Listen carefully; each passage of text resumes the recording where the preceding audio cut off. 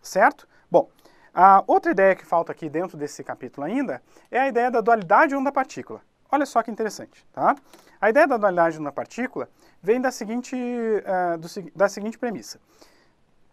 Bom, a partir da mecânica clássica, né, a partir da teoria clássica, física clássica, nós temos lá a ondulatória clássica, o eletromagnetismo clássico e tudo mais. Então, ondulatória, eletromagnetismo, já se sabia que luz é indiscutivelmente onda. Tá? É indiscutivelmente onda, ou seja, se pegou um feixe de luz, um feixe luminoso, se fez passar por fendas, então o experimento de Young que a gente viu na aula de ondulatória, de fenômenos ondulatórios, o experimento de Young e tal, aquilo lá é um fenômeno ondulatório, quando a gente faz passar um feixe de luz por fendas, ou por frestas, ou por braquinhos, ou ao redor de um fio de cabelo, se a gente tem um laser e tudo mais, a gente sabe que a luz vai tentar contornar ali, ou passar pelas frestas, ou contornar o fio de cabelo, devido à difração, e ao difratar ela acaba se misturando e formando um padrão de interferência, uma região de máximos e mínimos. Esse foi o experimento de Young, o experimento de Young que a gente estudou na nossa aula de fenômenos ondulatórios, e formava franjas claras e escuras, né, com máximos e mínimos aqui e tudo mais. Beleza, isso aqui é um fenômeno ondulatório, tá? Fenômeno ondulatório, então não se tinha dúvidas no século XX, ou no século XIX, não se tinha dúvidas que luz é onda eletromagnética. Luz é onda eletromagnética, tá? Mas aí está. Quando chegou a física moderna, mudou tudo, porque para explicar o efeito da radiação de corpo negro, para explicar o efeito fotoelétrico, para o modelo atômico de Bohr e tudo mais, a gente teve que imaginar a luz como formada por bolinhas de energia, os fótons. E aí isso criou uma dualidade de entendimento, porque luz é onda, tá? Mas para os fenômenos luminosos e ópticos, luz é onda. Mas aqui, para os fenômenos da física moderna, luz é partícula. Ela é entendida como um conjunto de bolinhas de energia, ali, um conjunto de fótons. Então, luz é onda ou é partícula? E criou essa dualidade teórica no campo da física, que é discutida até hoje, tá? É discutida até hoje. Então, luz é onda ou é partícula? No experimento de dupla fenda de Thomas Young, ele fez luz incidente passar por frestas e sofrendo difração, deixa eu anotar aqui, sofrendo difração, então aqui a luz sofre difração. Aqui a luz sofre difração de novo. E depois ela sofre interferência. São fenômenos ondulatórios. São fenômenos ondulatórios. E se são fenômenos ondulatórios, a gente não tem dúvidas de que luz é uma onda eletromagnética. Então a gente pega o eletromagnetismo, luz é onda eletromagnética, a gente pega a ondulatória clássica, fenômenos ondulatórios acontecem com a luz, luz é onda eletromagnética, não se discute mais isso. Beleza, show de bola. Aí chega o efeito fotoelétrico. E Einstein explica o efeito fotoelétrico na forma que a luz precisa ser entendida como um conjunto de fótons, um conjunto de bolinhas. Tá, então a luz, ao mesmo tempo que ela é onda eletromagnética, porque ela sofre difrações e interferência, então luz também é partícula, porque, né, para explicar o efeito fotoelétrico, é um efeito colisional, então a gente tem bolinhas de luz ali que batem nos elétrons e arrancam os elétrons, é isso aí. Então luz também é partícula. Ferrou! Ferrou, luz é onda ou é partícula, é os dois ao mesmo tempo, enfim. Bom, moral da história. Essa dualidade de onda e de partícula para a onda eletromagnética, para a luz, tá, fez com que Louis de Broglie fizesse a seguinte proposta. Ele fez a seguinte proposta. Se a luz tem comportamento dualístico, né, comportamento dual de onda-partícula, por que a matéria, então, também não teria? Matéria é partícula.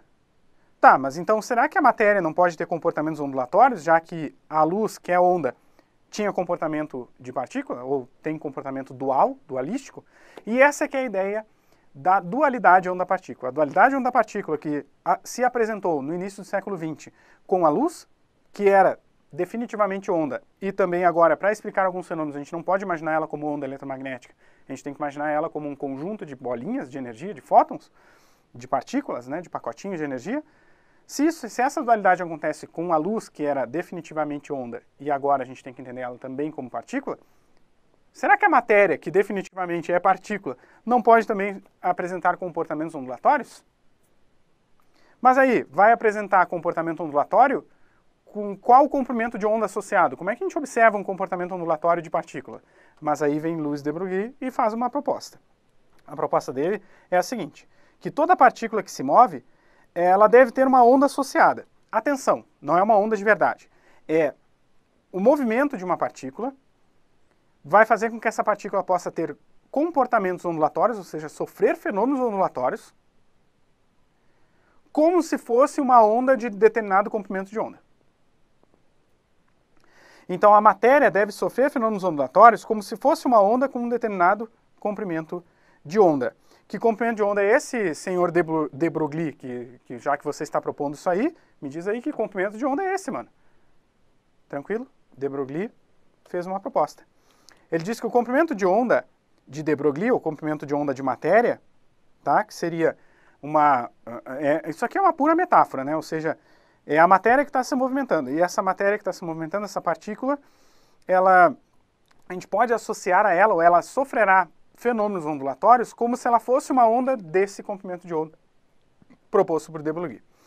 Esse comprimento de onda, então, é a razão da constante de Planck pelo produto da massa pela velocidade da partícula. Vamos reconhecer essas grandezas. H é a constante de Planck, a constante da mecânica quântica. Constante de Planck. Essa é a constante de Planck, constante da mecânica quântica. E aqui embaixo, o produto massa-velocidade é a quantidade de movimento linear da partícula. Quantidade de movimento linear da partícula que se move. Então, o comprimento de onda de de Broglie, ele é inversamente proporcional à quantidade de movimento linear da partícula. Tá? Então, quanto maior a massa e maior a velocidade, menor é o comprimento de onda associado a essa partícula. E essa ponderação, essa relação aqui, vai ser balizada pela constante de Planck. Por que a constante de Planck é tão importante? Porque a constante de Planck, que é a constante da mecânica quântica, que ela aparece em tudo aqui na física moderna e na mecânica quântica, a constante de Planck, ela é basicamente a grandeza, né, ou bom, enfim, é a constante física que vai balizar as ordens de grandeza do que a gente está falando. Tá? Então, a constante de Planck tem um valor muito ínfimo, muito pequeno para o nosso dia a dia. Então, esse comprimento de onda de de Broglie, se a gente fizer o cálculo, por exemplo, para uma pessoa, para um carro, para um trem, para um avião, vai dar um comprimento de onda que a gente jamais perceberia qualquer fenômeno ondulatório. Faz sentido isso? Claro, no dia a dia a gente não percebe nenhum fenômeno ondulatório. E é por isso que essa mecânica, essa dualidade onda-partícula aqui, no nosso dia a dia, quando eu passo por uma porta, eu não sofro difração, né? E depois eu vou fazer uma interferência ao passar pela porta. Isso é bizarro.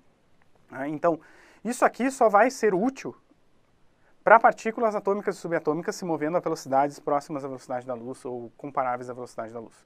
Aí nós vamos ter comprimentos de ondas interessantes, onde nós vamos poder ter experimentos para testar isso. E sim, isso é possível. Alguns detalhes, tá? Esta onda de matéria não tem qualquer natureza mecânica ou eletromagnética. É simplesmente uma metáfora que aquela partícula, aquele conjunto de partículas se movimentando, vão sofrer fenômenos ondulatórios como se elas fossem uma onda com comprimento de onda igual ao comprimento de de Broglie. Tá? É bem metafórico, a gente já falou sobre isso, né? A física é a literatura da natureza, só que tudo não passa de uma grande metáfora para tentar explicar e descrever a natureza. O comprimento de onda de de Broglie simplesmente indica um valor de um comprimento de onda equivalente que teria os mesmos parâmetros ao sofrer fenômenos ondulatórios.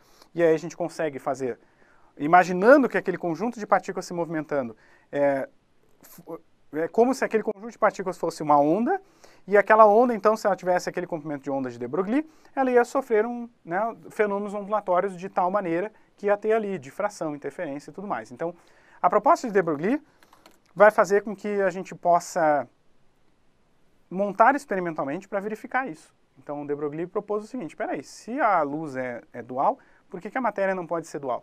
E se a matéria é dual, ela deve sofrer fenômenos ondulatórios como se fosse uma onda com um comprimento de onda de de Broglie. Então, uma partícula de massa m e velocidade v sofre fenômenos ondulatórios como se fosse uma onda com o comprimento de onda dado pela razão da constante de Planck pelo produto mv. Meu, vocês não sabem o quão importante é o like de vocês aqui para o canal, porque isso ajuda muito o canal a ganhar relevância aqui na plataforma do YouTube e eu entregar cada vez mais conteúdos de muita qualidade e de muito valor para vocês, beleza? Não se esqueçam do like de jeito nenhum, ativem o sininho, se inscrevam no canal e a gente vai se vendo aí, tá? Pelo produto MV. Então, olha só. Por exemplo, tá? Se a gente pegar uma pessoa que tem a massa de 70 kg. Tá? Eu tenho mais que isso, cara. Tenho mais que isso, tá?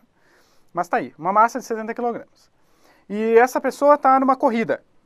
Então aqui nós temos uma pessoa correndo. Como é que eu vou desenhar uma pessoa correndo?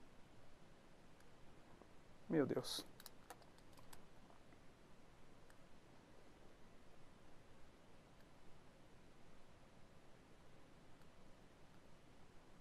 Meu Deus, não sei desenhar uma pessoa correndo.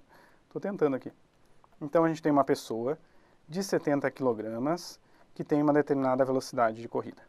E essa pessoa, vamos supor que está correndo com uma velocidade igual a 4 metros por segundo, que são velocidades aí típicas de um Cooper, né? Uma corrida assim, não no máximo, né? Mas uma corrida leve, tá? Uma corridinha leve. Beleza? Então uma pessoa de 70 kg fazendo uma corridinha leve. Essa é a nossa partícula. Estou pegando uma partícula macroscópica aqui. A gente vai ver que o comprimento de onda de de Broglie vai ser bizarramente pequeno, por causa da constante Planck. É h sobre mv. O h, a constante de Planck, é 6,67 vezes 10 na menos 34. A pessoa tem massa de 70 kg e a velocidade é só 4 metros por segundo. Isso aqui vai dar aproximadamente 2 vezes 10 na menos 36 metros. Gente, um comprimento de onda de 2 vezes 10 na menos 36 metros faz com que fenômenos ondulatórios com pessoas ou com coisas cotidianas sejam completamente imperceptíveis. Não tem como a gente perceber fenômenos ondulatórios no nosso dia a dia, assim, né, as pessoas andando e tudo mais. Não tem como, isso não é aplicável para o nosso dia a dia. A gente está falando aqui de aplicações para o mundo quântico, beleza? Aplicações para o mundo quântico. Porque se agora a gente pega elétrons com velocidades em aceleradores de partículas, elétrons, a gente acaba tendo aqui um valor interessante. Porque se átomo é da ordem de 10 na menos 10, isso aqui é muitas ordens de grandezas menores do que átomos. Então, para a gente observar fenômenos ondulatórios com pessoas correndo na rua, ou com carros, ou com ônibus, ou com aviões por aí, a gente não vai conseguir observar.